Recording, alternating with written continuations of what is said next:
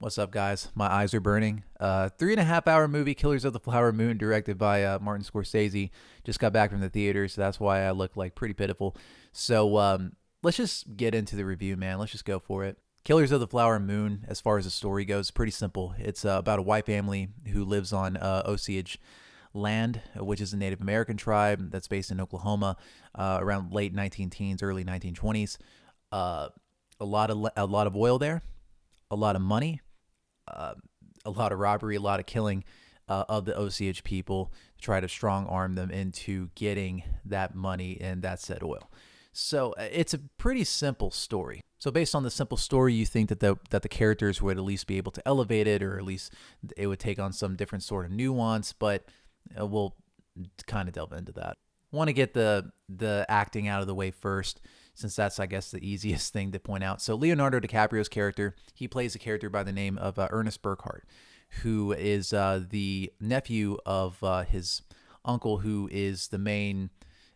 Think of him as, like, I guess, the Mr. Burns of the town. Just everybody kind of lives with them, but they know what he does, right? He's pretty much the beginning and the end in the town, even among the Osage people.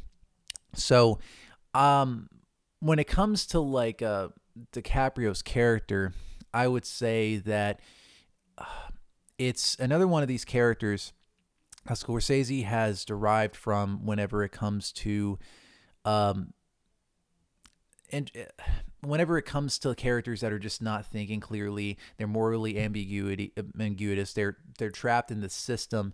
Not even trapped, they're like willing participants in the system that keep on just doing irreprehensible stuff, not really recognizing the consequences, and eventually at the end, I guess, they get their just desserts. But even then, you may not even be able to argue just desserts, because at the end of every Scorsese film, it sort of ends on a whimper, like whenever these sorts of films. But what do I mean by those sorts of films? So I'm meaning his more famous films. So, like, Goodfellas, Casino, and most notably and most recently, Wolf of Wall Street, which also starred DiCaprio as Jordan Belfort.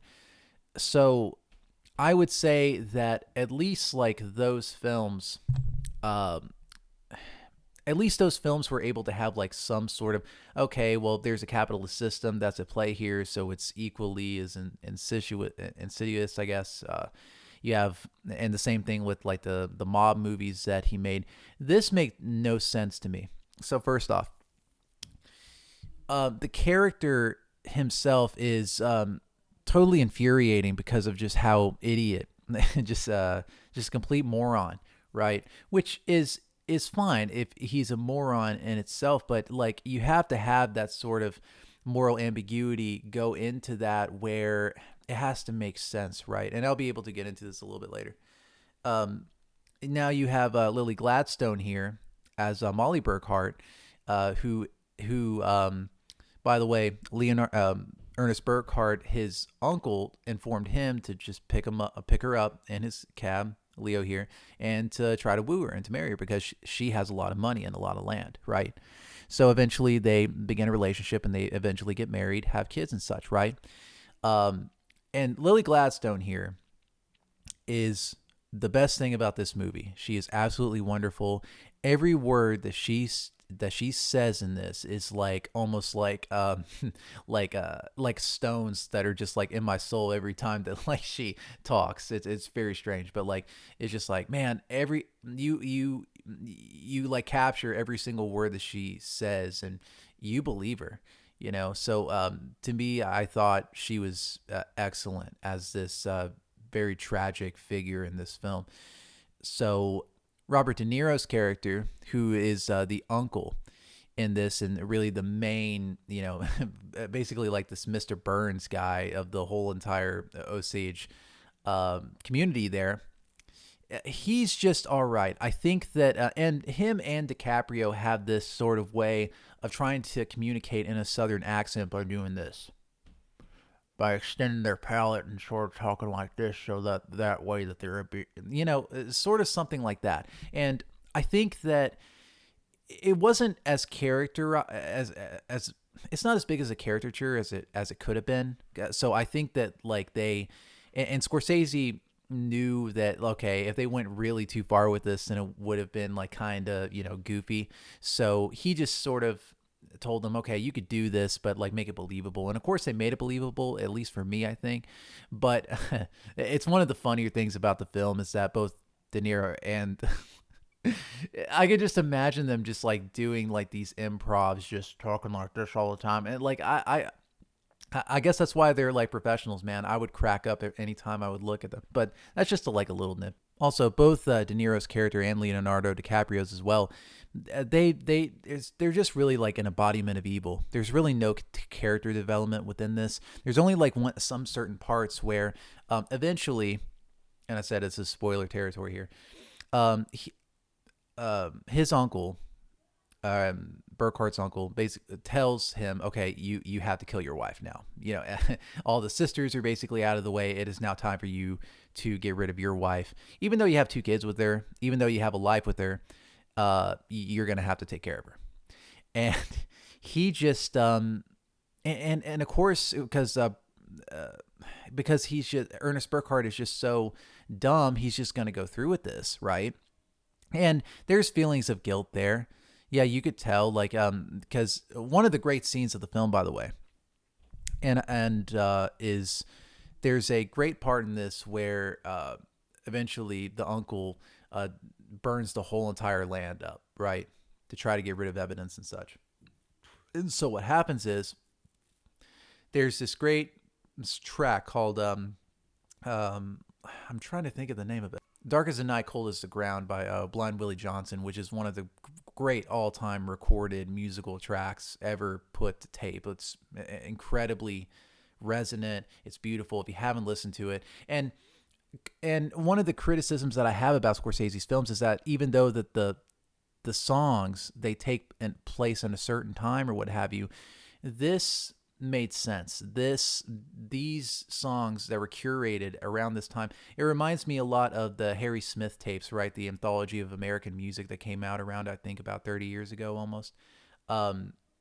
Those are essential American music pre-depression, before everything had sort of gone to shit after that. They were able to curate, Scorsese and the people that was working on the film, this music that was absolutely beautiful and incredible. And I think that the music is, one of the best parts of this film. And I think it's just wonderful that Indian War Whoop is on this. Like I said, Cole's the track that I just now mentioned, and a lot of other stuff on here too. Cinematography is also great, but I'll just get down to my main gripe about the film. It really is just the same as like the Goodfellas mold, Casino, Wolf of Wall Street, where it's these guys that just get away with everything, and eventually they just whatever. And I will say that by the end of the film, they all okay. That's another. There's a lot of things to unpack here, so I apologize if I'm like losing track. By 2 hours and a half, I believe the FBI starts showing up, and they're trying to investigate these murders. And I, I hesitate to make this criticism of the length of the film, because I think that you can make a case for any type of like, you can criticize the length of a film, like if you don't like it, right? Like that's just, to me, that's just, I just really don't mind that. Like if you really like a film, I don't think even the film's runtime, I don't think should be a criticism, I guess, just for my sake. But of course, people can debate me on that or whatever. But whenever it comes to like the last hour of this film, it was a slog. It did not need to take that long in order for them to figure out that it was just one guy doing this and just using accomplices and all that stuff. It just took way too long. And by the end there, I was sort of like getting kind of antsy in my seat. So that was, it wasn't the best. When we get to prison and eventually Leonardo DiCaprio's character has to testify, he tells his uncle, who is in prison as well, mind you, that he is going to testify. And De Niro at this point gives really the thesis of the film, I think, in that this will be a tragedy. It will make the headline news, but guess what, man? It's just another line of tragedies that people are just going to forget. And that's I think that's what the main takeaway is of this, right? Which we should be able to remember instead of forget these tragedies, that they happen, that they are a part of our history no matter what. That Native Americans that are have long been almost completely eradicated, by white Anglo-Saxon, manifest destiny coming towards the West since like the 1850s, even long before that, even Andrew Jackson. And anyway, history lesson ends here. What I'm trying to say is that it's we should remember history. We should not forget it, and I think that that's what is sort of has to be gained here. And I think it's like the main drive of the film. And I think it does work in that sense. But the emotional resonance of that is totally undercut by an ending that I think is, it only just, see, that's the thing about directors is that they can't get it. They can't just keep it within what they just say as the truth. So for example, it's like Terrence Malick with The Tree of Life, what is, at the beginning of the film, it's just, it's like, there's two ways of living, one through the nature and the way of grace, right? And he had to repeat it with the stupid dinosaur scene like 15 minutes later for no good reason, right? So like for this, it's not only like that Robert De Niro has to say that to Leonardo DiCaprio's character, but at the end we get this dinner mystery show. We assume from like the 1950s, I think, if I'm not mistaken. But and then even like Scorsese like has a cameo at the end of that. And I just felt that it was like sort of like the Burn After Reading sort of ending where it's like, none of this really matters. We'll just like give you the ending of like this stuff because it's just whatever, right? It's just, I guess for me, it's I don't think it was distasteful. I just think it was just lazy because there should have been just, if it just would have like ended in a more like natural reoccurring way. And that's again another criticism that I have with Scorsese's films is that it does not have a natural ending, right? Which people crave endings and people want to crave like people naturally want some conclusion, which the more and more that life goes on, the more it's just like, okay, well, there really is compromise and there's just endless compromise until you just you perish from this earth, right? But in this sense, it's like, dude, you've been doing this for like 30, 40 years. Why not just give us something different? And I know that he's made different films and everything like that. And he's had endings that were completely the same, right? But it never reached like a satisfying narrative ending to this or a lot of other films that I've watched of his. And this is only like another thing in the line of, just whatever. I think The Irishman, I think The Irishman actually ended up, being a better ending than this film. So like, anyway, to wrap things up, I will say that Killers of the Flower Moon has a lot of good things going for it. Good acting, cinematography, a story that should be remembered in terms of its importance within American history. But with that being said, it's a Martin Scorsese film that is almost exact like copy and paste from like his other films that he's made. And, oh yeah, that is another thing in the jury scene. Well, in the trial scene, where at the end, where Ernest, he's confessing all of his crimes, right, in front of, and his wife is in the thing, by the way, so it's very emotional, right? The exact same thing happens where in Goodfellas, when Ray Liotta's character Henry, he points out Jimmy Conway. He's like, "Hey, can you point out Jimmy Conway in the place for us?" And he's like, "This," right? He's just let for the record show that he pointed out Jimmy Conway. It's almost the exact shot for shot scene, and Robert De Niro is just sitting right there, right? Has this other character. So I don't know if he meant to say that, like, okay, I kind of know that I sort of do this, but I don't know what the point of it was, just because he was just, it's not even self-parody at this point. It's just literally copying, I guess. I don't know. But I found that part to be fascinating, that he ripped it straight from Goodfellas, that sort of pointing out scene. So it's just a lot to really think about for Killers. And I know that this is not like a full-on just review. This is just like thoughts off the top of my head. But here's the thing. Killers of the Flower Moon was a massive disappointment in that it failed to make a a resonant and powerful story that should have been a lot more than this film. And I think that it really deserved a lot more than just a typical Martin Scorsese film because, and there's some parts that he couldn't even help himself with, like the narrative over, where he's, where there's parts where it's just like, okay, me and Tony B did this, we went here and here and here, right? It's like he loves that type of story, right?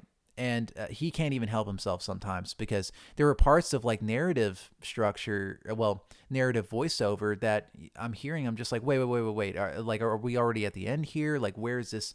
Is he just telling us just to tell us? Like, there's just places here. I think that there was an aim here to make something different, but it ended up just being the same. And I think that that's what kind of makes this film a big disappointment.